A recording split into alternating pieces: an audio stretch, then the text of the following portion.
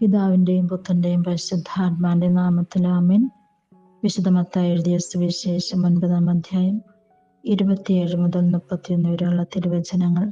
അക്കാലത്ത് യേശു കടന്നു പോകുമ്പോൾ 2 അന്ധന്മാർ, ദാവീദിന്റെ പുത്ര, ഞങ്ങളിൽ കനിയണമേ എന്ന് കരഞ്ഞപേക്ഷിച്ചുകൊണ്ട് അവനെ അനുഗമിച്ചു.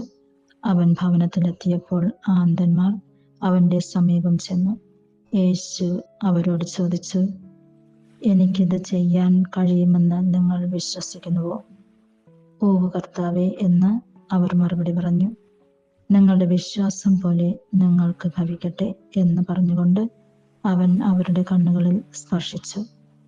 അവരുടെ കണ്ണുകൾ തുറന്നു. ആരും അറിയാനിടയാകരുത് എന്ന് യേശു അവരോട് കർശനമായി നിർദ്ദേശിച്ചു.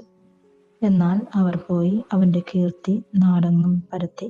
ഈ വചനഭാഗത്തിലൂടെ നമ്മുടെ വിശ്വാസം എന്താണെന്ന് നമ്മൾക്കൊന്ന് വിചിന്തനം ചെയ്യുവാനായിട്ട് സാധിക്കും.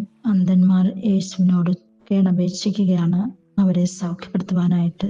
നമ്മുടെ ശാരീരിക, മാനസിക, ബൗദ്ധിക, ആത്മിക, സാമ്പത്തിക മേഖലകളെ ദൈവം സ്പർശിക്കുവാനായിട്ട് നമ്മൾക്ക് പ്രാർത്ഥിക്കാം.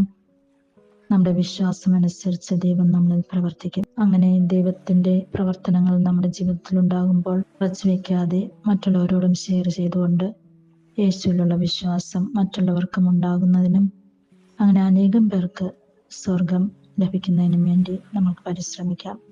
അതിനായിട്ടുള്ള കൃപാവരങ്ങൾ പിതാവായ ദൈവം നമ്മൾക്ക് ഓരോരുത്തർക്കും നൽകട്ടെ എന്ന് പ്രാർത്ഥിക്കുന്നു.